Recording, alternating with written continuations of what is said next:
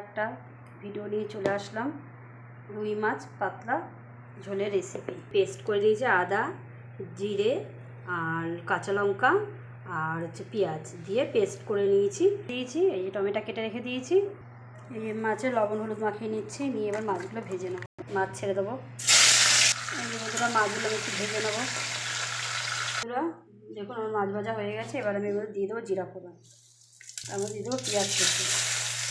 এর মধ্যে দিয়ে দিচ্ছি জিরের গুঁড়ো, লঙ্কার গুঁড়ো, ধনের গুঁড়ো আর যে পেস্টটা করি সেই পেস্টটা, টমেটো অনুযায়ী লবণটা দিয়ে দিচ্ছি, হলুদ দিয়ে দিচ্ছি, দিয়ে ভালো করে কষিয়ে আমি মাছটা তৈরি করব। এই দেখুন বন্ধুরা আমার মশলাটা কষানো হয়ে গেছে, তেলও ছেড়ে দিয়েছি। এবার দিয়ে দেবো জল। এই জলটা দিয়ে দিচ্ছি। এবার ফুটলে মাছ দিয়ে দেবো। মাছের এই যে আমার ঝোল ফুটেছে, এবার মাছ দিয়ে দিলাম। এই যে বন্ধুরা আমার মাছের ঝোল তৈরি হয়ে গেছে।